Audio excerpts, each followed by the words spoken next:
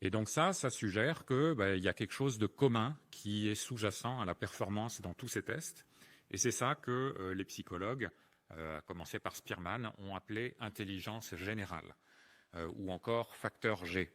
Et ça peut s'opérationnaliser de manière mathématique et statistique, de manière très précise, sous la forme de ce qu'on appelle une analyse factorielle, c'est-à-dire une procédure statistique qui va calculer quelle est la part de variabilité commune à travers tous les tests et qui va réduire ça à une seule variable.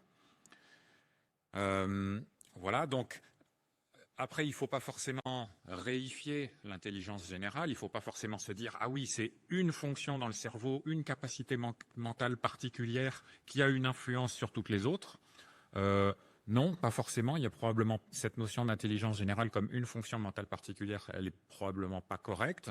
Non, il faut juste se dire que voilà, c'est la part commune à toutes les fonctions cognitives, parce que toutes les fonctions cognitives font appel au même cerveau finalement, et qu'elles utilisent des voies neuronales communes, que notre cerveau, quelles que soient les régions, il a été construit par des gènes qui sont communs un peu à toutes les régions du cerveau, etc. Il y a, dans l'émergence de la cognition humaine, finalement, il y a plein de facteurs qui sont partagés à travers différentes fonctions cognitives, et c'est ça qui induit finalement ces corrélations positives, et c'est ça qui fait qui crée ce facteur commun, ce facteur G qu'on va appeler intelligence générale. Donc ne mythifions pas la notion d'intelligence générale, c'est pas un gros truc mystérieux.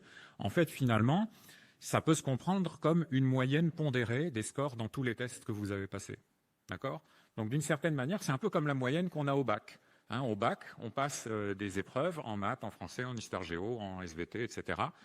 Et évidemment, on peut être fort dans l'un, moins fort dans l'autre, etc. Mais à la fin, on fait la moyenne générale du bac et on considère que la moyenne générale du bac, ça représente bien votre niveau scolaire, moyen général. Évidemment, ça n'est qu'un chiffre, ça n'est qu'une note au lieu de 10 notes. Donc dans un certain sens, c'est réducteur. Il y a moins d'informations dans un nombre que dans 10 nombres.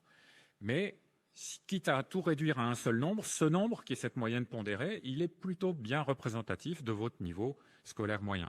Et donc voilà, admettez que dans le domaine de l'intelligence, c'est pareil, ce facteur G d'intelligence générale qu'on sait calculer, il est assez bien représentatif du niveau moyen de l'ensemble de vos fonctions cognitives.